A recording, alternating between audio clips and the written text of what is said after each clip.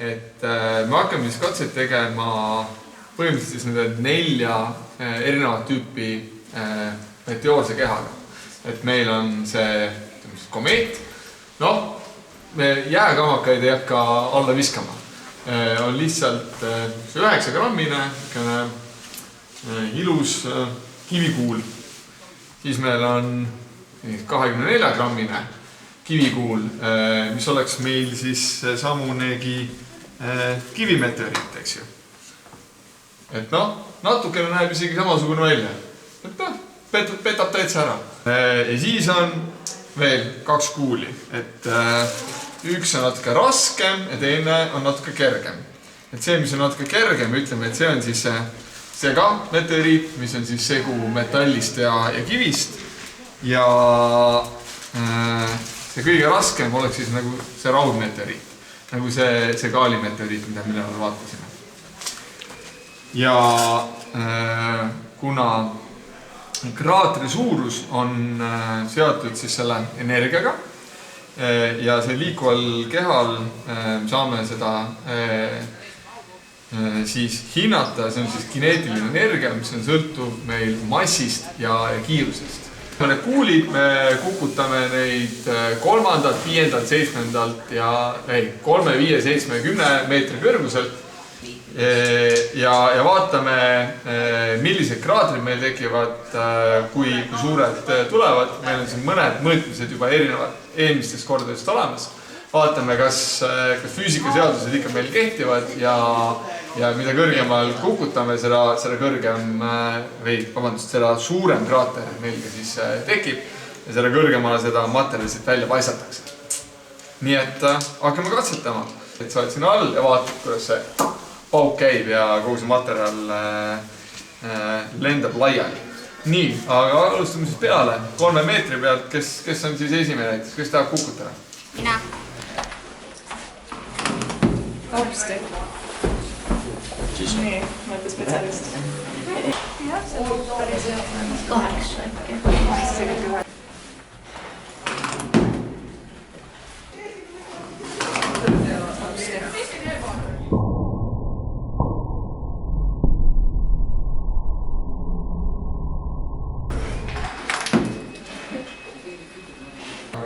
Seitse. Jah. 8.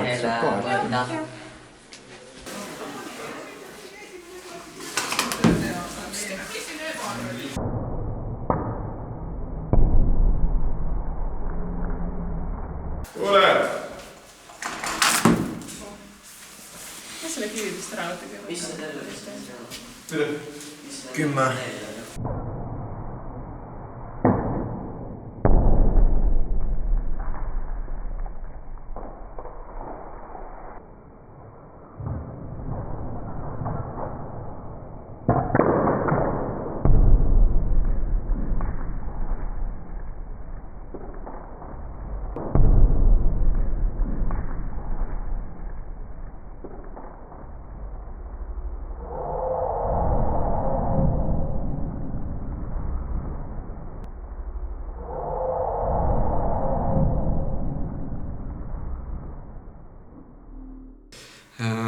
Siin on meil siis tükike sisuliselt asteroidi.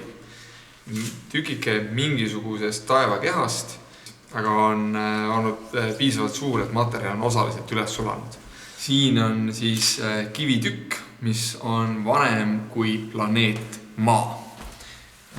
Tegemist on kondriidiga, ei näe küll väga huvitav välja, aga sisemus seal koosneb kondritest, mis on siis kõige algelisem kivimmaterjal meie päikesesüsteemis. Siin on üks siis segameteoriit, mille nimetatakse pallasiidiks, koosneb rauast ja oliviinikristallidest. Ja see on selline materjal, mis on pärit mingisuguse teise, ütleme siis tinglikult planeedi, tuuma ja vahevöö piirilt. See on selline materjal, mida muud moodi kätte ei saa, kui on planeet vaja korraks katki teha. Ja siin on meil siis tükk mingisuguse teise planeedi tuumast ehk raudmeteoriit, mis meie õnneks võõretuseks kukkus alla Saaremaale. Ehk see ongi üks tükk Kaali meteoriiti.